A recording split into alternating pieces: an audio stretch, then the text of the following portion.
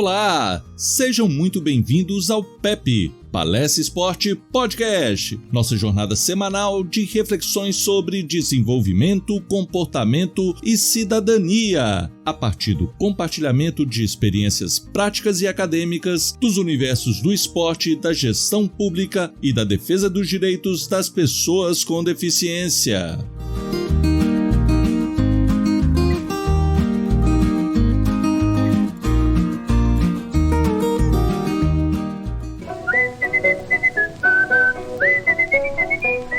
Está no ar o PEP,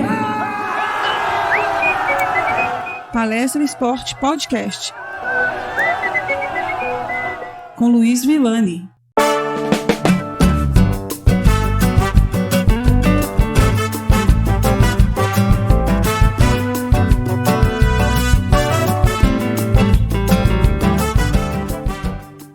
Episódio número 10. Estamos chegando ao final da nossa segunda temporada e eu sei que com atraso, já peço desculpas por isso, mas a gente precisava nos organizar aqui para encerrar essa temporada e nos preparar também para abrir a próxima temporada de uma forma diferente que eu vou explicar durante esse episódio.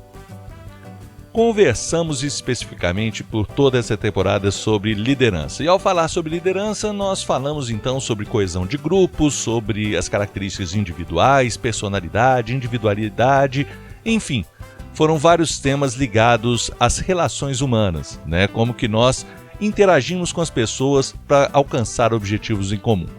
E nessa temporada eu estive refletindo muito sobre a questão da necessidade de nós fazermos alguns diálogos, né? A gente precisa começar a dialogar um pouco mais com a perspectiva de trazer diferentes pontos de vista, diferentes possibilidades aí para a gente refletir sobre o conteúdo, que é o que a gente está buscando entregar para vocês. E ao falar sobre pessoas, sobre relações humanas, né? A gente precisa então compreender diferenças, como eu venho colocando ao longo dos episódios, mas principalmente responsabilidade. Responsabilidade com as pessoas. É sobre isso que nós falaremos hoje.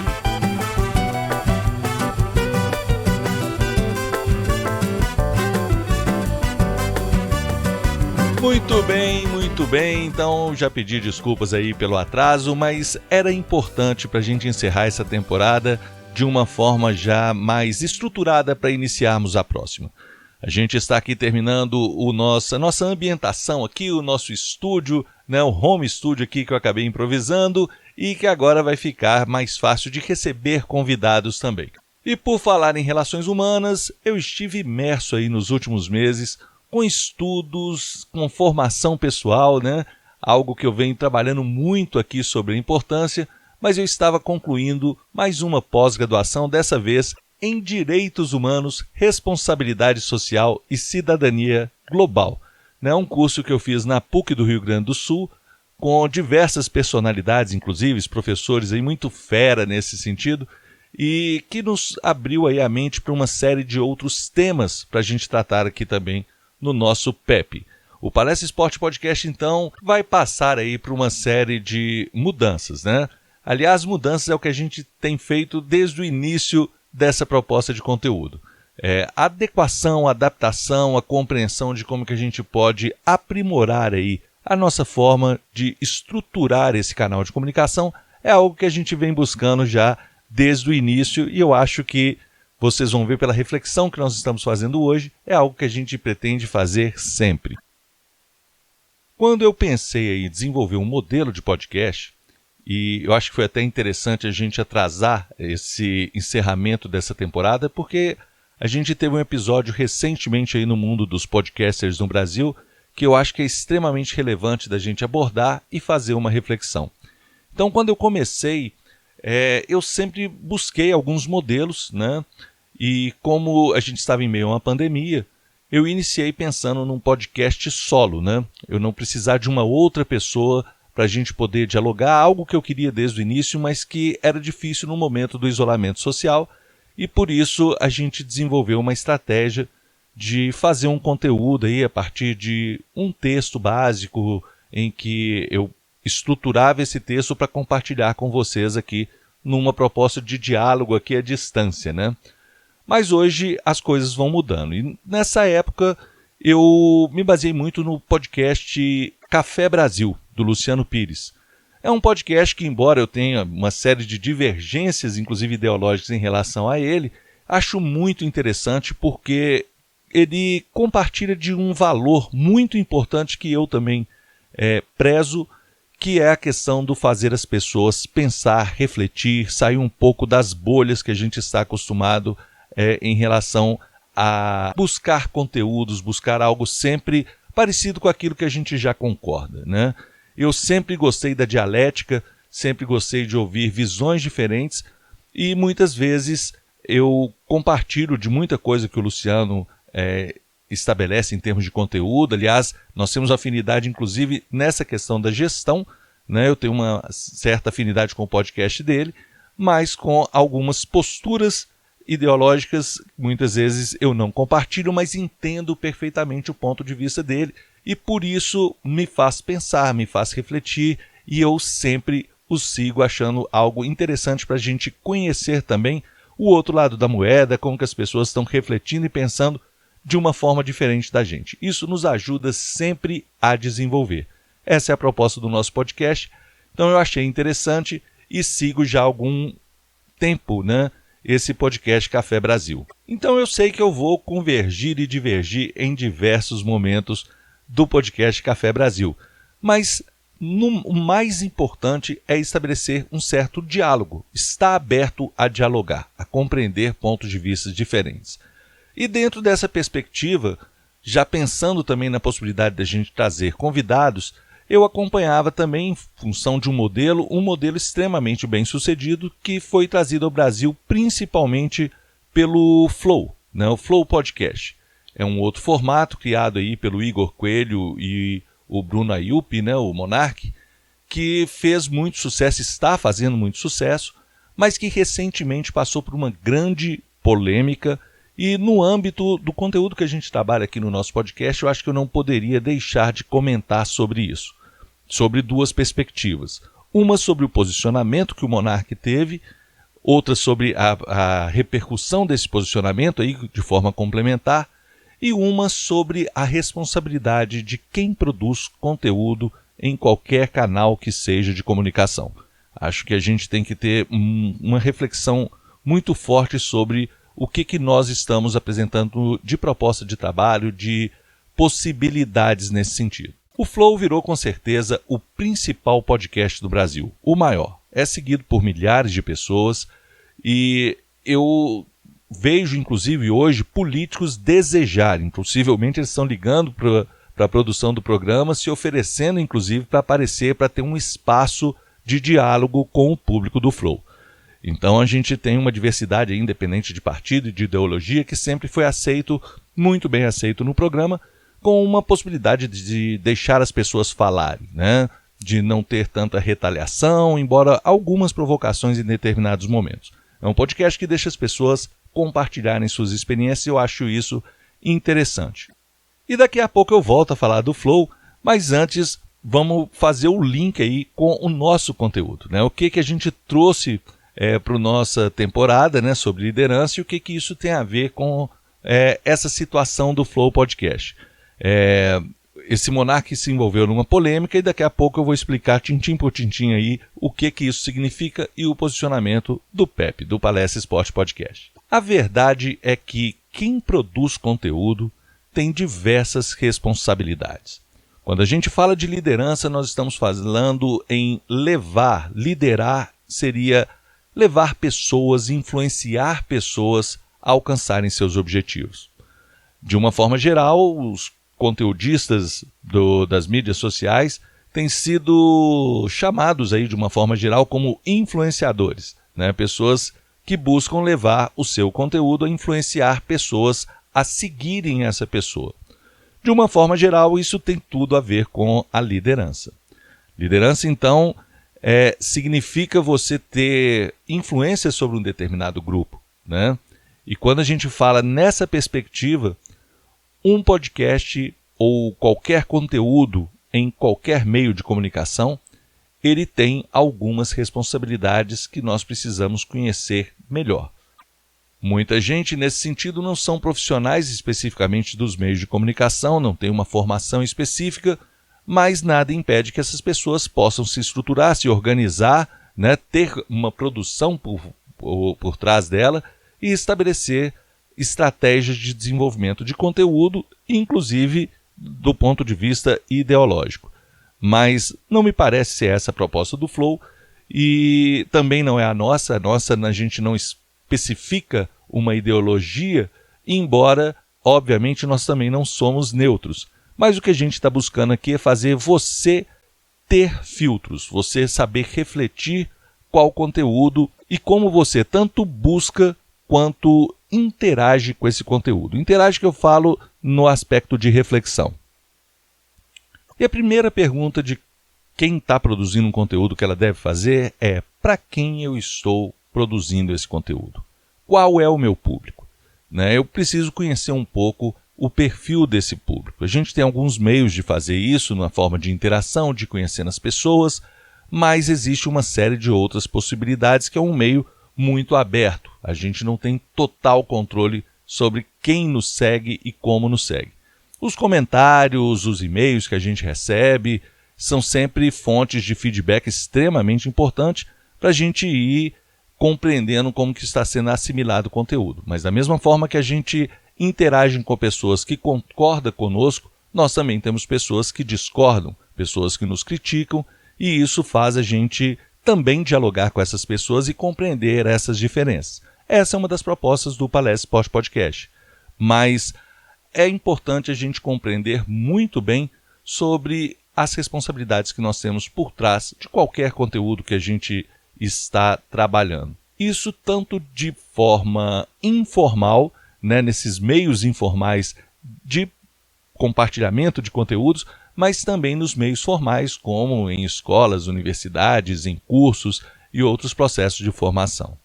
Como eu disse, então, a influência desses meios, ela pode estar, então, sendo muito importante para determinadas pessoas que estão se formando nesse aspecto. E aqui eu trago uma reflexão para vocês sobre formação, sobre o que significa formar, o que significa uma formatura, o que está por trás desse termo. E há um tempo atrás, cerca de 3 anos atrás, eu participei de uma formatura de uma criança de 6 anos, meu afilhado, e uma professora citou Rubem Alves naquele momento ali e me marcou porque, além de gostar e compartilhar de muito ou de praticamente tudo que o Rubem Alves escreve, eu também compartilho desse processo de compreensão da educação como algo muito maior do que a gente pode imaginar e algo que também não seja específico só para um período, algo que seja perene, que seja para sempre. E eu vou ler aqui, peço a liberdade aqui para ler, que Rubem Alves e essa professora citou, e acho que foi muito bem colocado, principalmente na formatura de uma criança, da educação infantil. Formar é colocar na forma, fechar. Um ser humano formado é um ser humano fechado, emburrecido. Educar é abrir. Educar é desformar. Eu acredito que a gente esteja realmente nos desformando. Formar é colocar na forma, como diz Rubem Alves. Eu não quero me enquadrar em um determinado formato. Eu quero estar aberto para poder conhecer formatos diferentes, estabelecer propostas diferentes, conhecer, aliás, ampliar os meus conhecimentos, e isso pode mudar a forma do meu conhecimento, do meu conteúdo, enfim. Eu estou buscando sempre aprimorar. Acho que nos desenvolver é fundamental e essa é a proposta desse podcast. Então, quando a gente usa essa frase, compreende essa frase, estuda e reflete sobre ela, nós vamos pensar se nós desejamos mesmo estar formado. E aqui eu não estou, então, e pode parecer para alguém que eu esteja criticando os meios formais de educação, pelo contrário. Eu acredito que são etapas fundamentais nesse processo de fazer com que nós possamos refletir e termos cada vez uma maturidade maior para criticar, para absorver conhecimentos, para dialogar com esse conhecimento. Formar não é, então, nos colocar na forma. Nós vamos querer, então, sair dessas formas. Mas é obviamente que essas etapas, a educação infantil, né, a educação fundamental, o ensino médio, superior, enfim, toda a pós-graduação, todas essas etapas são fundamentais e elas vão nos ajudar sobremaneira no nosso desenvolvimento. Mas é muito perigoso quando a gente desqualifica essas etapas também. Eu sei que existem outros meios e são importantíssimos meios para a gente aprender, para a gente nos formar, né? Dar essa forma. E uma das questões que foi extremamente polêmica no Flow Podcast, isso inclusive levou ao desligamento do Monark, né, um dos idealizadores do programa, foi muito em função e, ao meu ver, de uma certa inabilidade que talvez a formação do Monark poderia ter mudado tudo isso caso ele estivesse mais aberto para esses processos de formação, formais aqui no caso. A educação ela leva a gente a diversas possibilidades. Uma das questões é conhecer de forma mais ampla as diferenças, os diferentes modos de pensar. Como que a gente estrutura o conhecimento, como que a gente critica o conhecimento, como eu faço os filtros para ampliar o meu conhecimento, como que eu seleciono o conteúdo. E a colocação no Monark foi algo muito complicado, porque eu vou explicar isso dentro de uma forma,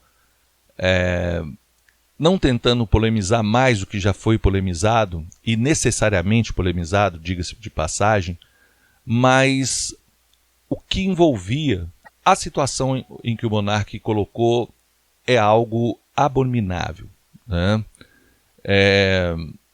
O Monark ele defendeu, em determinada altura do seu programa, ele defendeu a liberdade de expressão, talvez da forma como é um modelo que ele enxerga, um modelo que ele teve acesso, né, sobre a estrutura da liberdade de expressão enquanto um valor norte-americano, um valor que é muito prezado nos Estados Unidos e que por isso permite, inclusive, pela legislação norte-americana, diferente da maioria dos países em relação ao nazismo. Os Estados Unidos permite um partido nazista.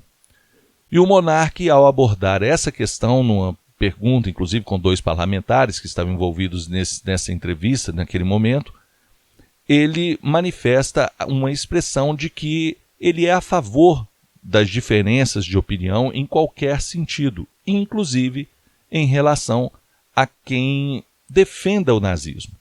Ele acredita que deveria ter a possibilidade da existência no Brasil de um partido nazista, né? Então ele expressa dessa forma.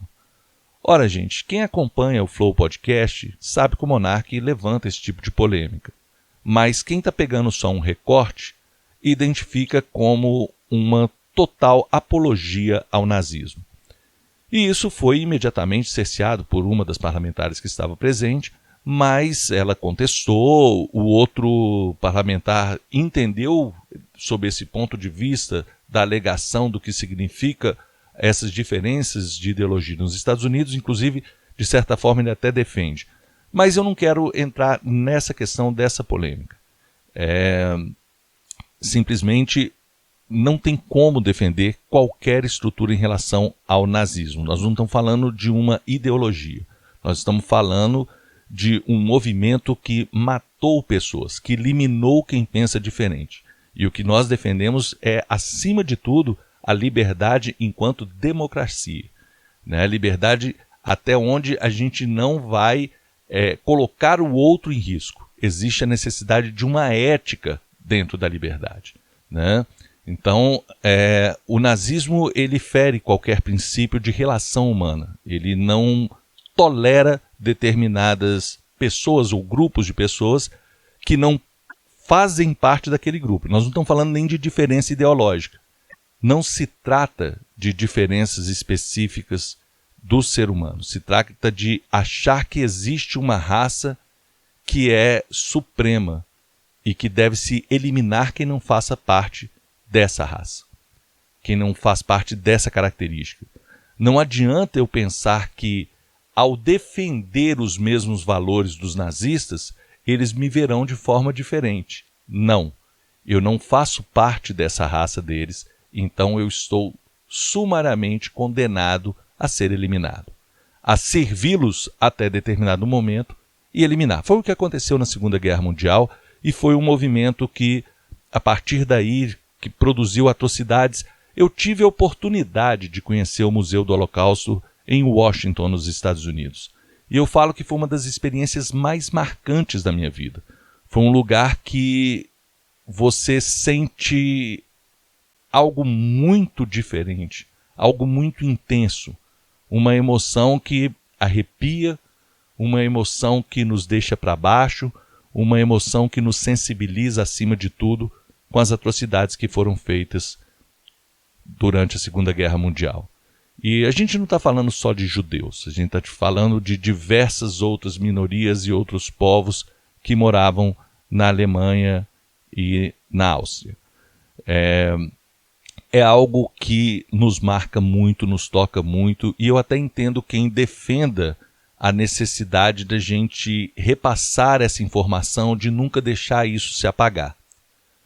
Mas a grande diferença em relação ao posicionamento do monarca é que ele tentou trazer uma cultura norte-americana, algo que permite a liberdade, a diferença de expressão como algo que deve ser, no seu extremismo, de certa forma, valorizado. Deixar que cada um se expressa. Eu assisti recentemente vários comentários sobre essa situação do monarca e um deles fala que não tem como, realmente, eu concordo plenamente com isso, não tem como a gente admitir a possibilidade de uma espécie de seita, de um regime que se apropriou desse discurso de liberdade para, ao tomar o poder, negar as demais liberdades. Então, o Partido Nazista na Alemanha, quando ele toma o poder, ele nega tudo isso e ele radicaliza sob o ponto de vista deles e começa a usar todos os meios de comunicação para que a população passe a entender aquilo, a forma como eles estavam colocando e a aceitar o que foi feito em termos de atrocidade, de mais desumano que já teve em qualquer guerra, em qualquer conflito que nós já tivemos na humanidade. Então, é algo que não tem como aceitar. Mas, independente disso, e eu acho que isso era bom a gente ressaltar nesse sentido, o que eu estou colocando aqui é a relação sobre nós, produtores de conteúdo também. Se você assiste qualquer tipo de conteúdo, como que você chega a esses conteúdos e como que você filtra esse conteúdo. Não é o caso do Flow, aqui não é essa a crítica que eu estou fazendo ao Flow, mas nós, enquanto produtores de conteúdo, essa sim é uma crítica que eu faço. Qual a responsabilidade que nós temos em termos éticos? E uma colocação mal colocada como monarca, ele foi pedir desculpa, e acho que ele foi até pior quando ele colocou a desculpa de que ele estava bêbado naquele momento, enfim, eu não vou entrar aqui nesse detalhe, mas ele chegou a defender dessa forma. Eu acho que não é o caso, não é isso que vai justificar o que você quis expressar naquele momento. Eu acho que o que ele quis expressar é realmente essa questão da liberdade de opiniões, da forma como os Estados Unidos aceita, que é uma cultura totalmente diferente do Brasil, da Europa e das influências, inclusive, que nós tivemos na nossa formação. É uma cultura que vem do ponto de vista de valor constitucional de um país que tem uma constituição bicentenária, praticamente. Então, não dá para a gente pensar que esse valor ele pode ser acolhido na nossa cultura, porque ele é muito diferente. Mas, independente de qualquer coisa, essa capacidade que um produtor de conteúdo tem enquanto liderança, enquanto formação de opinião, enquanto levar um grupo a refletir, ela é muito importante. Possivelmente várias pessoas que assistem e que acompanham o Flow, e eu tenho acompanhado isso, defendem o Monark.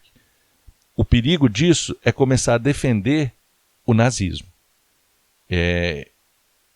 Eu não acho o Monark nazista e não acho que ele quis expressar isso. Ele expressou, mas eu não acho que foi também inconsciente porque ele estava bêbado. Não, não é isso.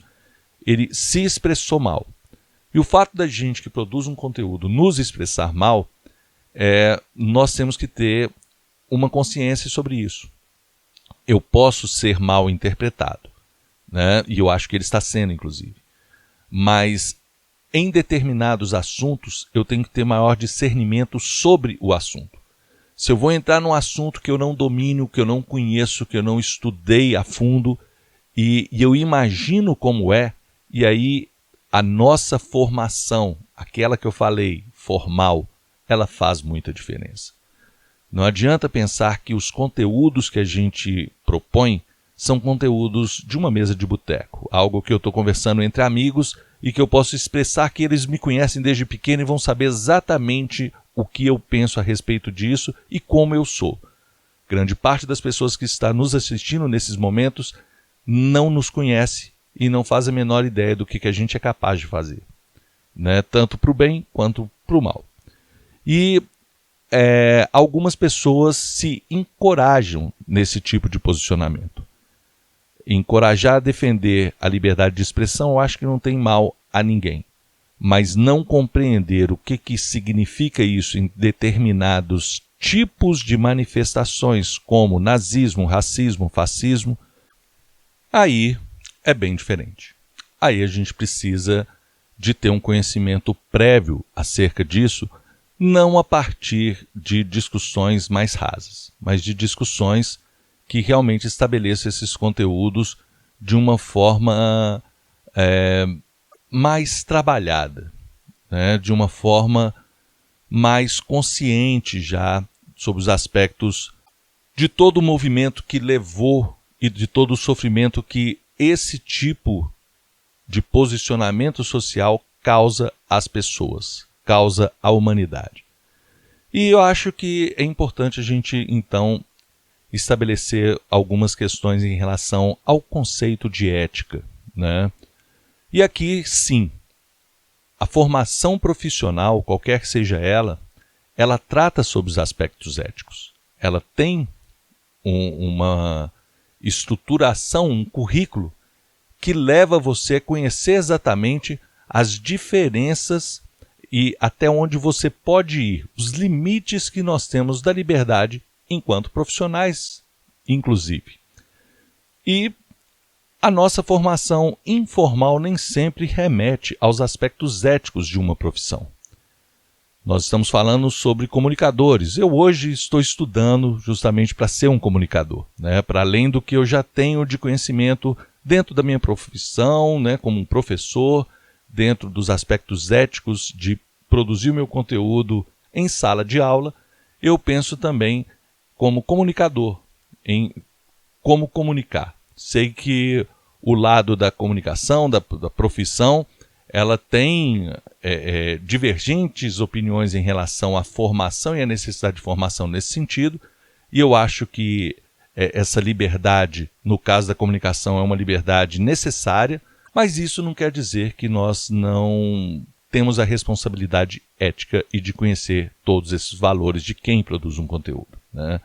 Eu estou cursando jornalismo nesse momento justamente em função disso, justamente inspirado no que isso significa em relação ao que eu estou propondo nesse momento, que é um passo de compartilhar minhas experiências como professor, mas muito mais pensando em que tipo de consequência as minhas ações podem ter. Então, esse cuidado a gente tem que ter sempre. E eu acho que, ao querer expressar a nossa opinião de uma forma muito natural, e eu acho que isso não é ruim, mas eu tenho que ter o discernimento das consequências disso. de cada frase que eu defendo e o que eu defendo, principalmente no meio de comunicação onde nós não temos controle sobre o nosso público, né? As pessoas não nos conhecem, nem nós conhecemos as pessoas que estão por trás da audiência, né? Então, esse conhecimento eu acho que ele é muito importante. Isso, nós precisamos de uma certa consistência com aquilo que nós defendemos. Porque se nós não somos consistentes, a gente pode estar sendo incoerente. E aí a formação, o nível de formação, as etapas de formação, que eu estou chamando aqui de formal, faz toda a diferença. Eu estou chamando a atenção para a importância da ética nesse aspecto no ambiente informal, né? Das redes sociais, de um canal de YouTube. Enfim, no caso do PEP, a gente assume esse compromisso ético independente de qualquer meio, se é o formal ou informal. A gente está fazendo uma extensão do formal aqui no informal. Mas é óbvio que as pessoas precisam de filtro também para o que eu falo, né? E isso vai em função de conhecer melhor, de ver o meu currículo na internet, de compreender o meu conteúdo, de certificar sobre as coisas que eu falo aqui, se elas fazem sentido e se elas têm uma consistência em relação às fontes que eu cito, se realmente é um fato isso que eu falo ou se eu estou inventando, né? Então, se eu estou querendo enganar as pessoas. Eu acho que tudo que eu falo aqui pode ser comprovado a partir das fontes que eu cito em relação ao conteúdo que eu estou expondo. Então, faltava essa etapa na minha vida, que era essa formação que eu estou buscando hoje em função do jornalismo. Por isso eu digo que a nossa formação não para. Eu falo isso o tempo inteiro aqui, defendo a formação continuada e como é importante, né? Acho também que o monarca já foi, não está nem sendo, ele já foi condenado pelas mídias sociais, pelas redes sociais, e também acho muito complicado toda essa situação. Nós que defendemos o direito de resposta em todos os sentidos, ele deveria ter tido direitos, inclusive nas mídias formais, né, nas televisões que o criticaram e noticiaram a forma como ele defendeu. Acho que uma entrevista e dar a possibilidade de pessoas que nunca assistiram um Flow, que estão o julgando, também seria algo justo nesse sentido, até para ele poder explicar de certa forma que ele realmente não é nazista. Não estou justificando que o que ele fez é correto, pelo contrário, porque eu não acredito mesmo que aquele posicionamento dele seja um posicionamento ético e adequado para o meio, mas justificável quando contextualizado em relação ao que ele quis dizer em termos da cultura norte-americana, por exemplo, que permite isso, né? Então ele queria mostrar que ele defende o que é exposto lá nos Estados Unidos, que é um contexto muito diferente do nosso, como eu disse, que aí são centenas de anos discutindo e lutando por um país que ia prezar pela liberdade num aspecto que vai além do que nós conseguimos conceber na Europa Ocidental e nas Américas de uma forma geral, aí com exceção dos Estados Unidos mesmo, que tem esse radicalismo em relação à liberdade de expressão como algo muito mais amplo de chegar nesse nível de defender o nazismo. Não que eles defendam, tá? Que eles defendam na realidade, e eu acho que isso também não pode ficar talvez mal explicado para o público, né? O que eles defendem é o valor da liberdade de expressão. E ao possibilitar na legislação você ter um partido nazista, eles vão ter a reação a esse partido também, né? Então eles vão contestar, têm a liberdade de se manifestar e de também ter o contraditório, né? Então existe uma cultura que permite isso. E uma cultura que vai também enquadrar qualquer tipo de crime que venha a ser cometido por esses grupos mais radicais que defendem algo que eu acho que realmente deveria ter sido abolido da legislação norte-americana. Mas esses valores são muito caros para eles e às vezes se confunde nesse sentido. E aqui, gente, eu até reporto algo da minha pós-graduação que eu citei aqui. Eu tive uma aula com o professor Leandro Carnal e o professor defende diretamente, abertamente, que não existe ética sem liberdade. Entretanto, nós temos que refletir que a liberdade, ela tem os seus nós, né? Ela tem os seus limites, as partes que se estrangulam, né, em determinado momento. É onde eu querer ter a minha liberdade, eu vou entrar na liberdade do outro, eu posso estar desacatando alguma lei, inclusive por querer fazer aquilo que eu quero. Para viver em sociedade, a gente não pode simplesmente fazer tudo o que a gente deseja. Nós temos os limites, e esses limites, eles são impostos socialmente a partir de relações que são construídas de uma forma ética. É necessário liberdade, sim, mas é preciso entender que liberdade não é algo que não tem limites, né? Ela tem limites impostos socialmente, de forma religiosa, e em determinadas culturas isso fica muito marcante e a gente tem que saber se portar diferente. Eu que já viajei por diversos locais no mundo, né, inclusive a China, em uma cultura oriental completamente diferente, como é interessante a gente poder conviver com as pessoas numa cultura diferente e aprendendo o que eu posso e o que eu não posso ali, né? A gente vai compreendendo ao longo da nossa convivência, principalmente quando a gente está inserido, né, num país diferente, numa língua diferente, e a gente fica muito mais comedido e aberto para compreender essas diferenças, para saber se a gente não está infringindo, né?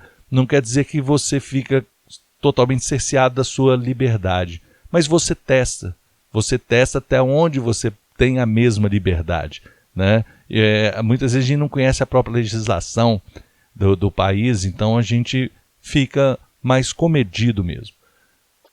Então, liberdade não pode ser confundida como uma propriedade de quem quer fazer o que quer.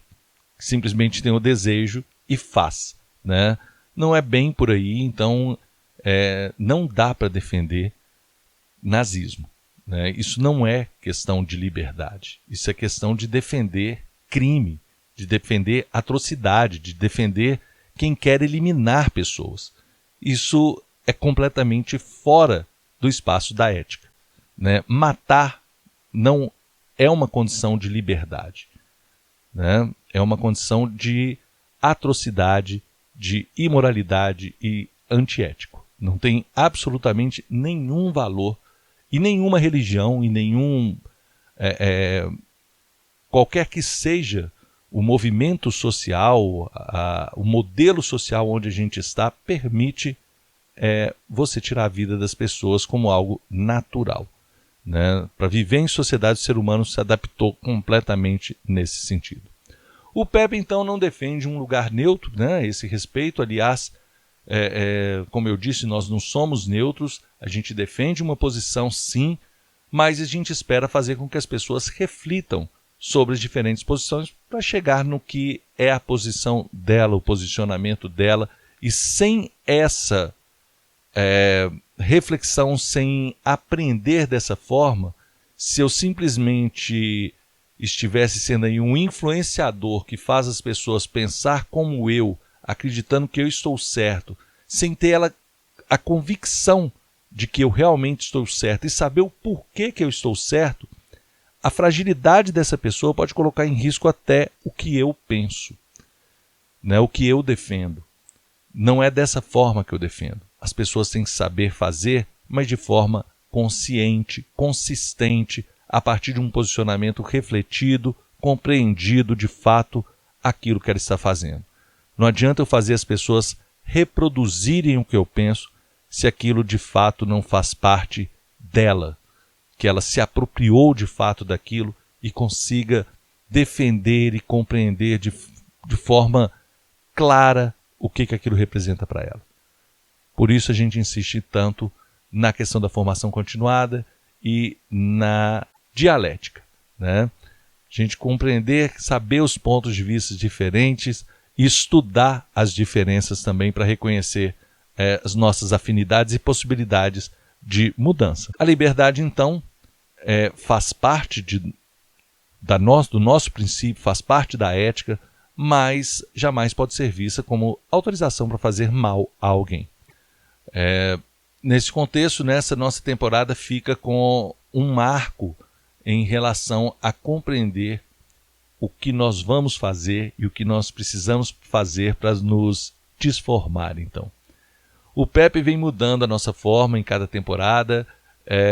Eu estou nesse momento mesmo pensando e estruturando a próxima temporada com um modelo onde a gente possa trazer convidados, dialogar, pensar em algo diferente do que eu pude fazer até agora de forma remota, né?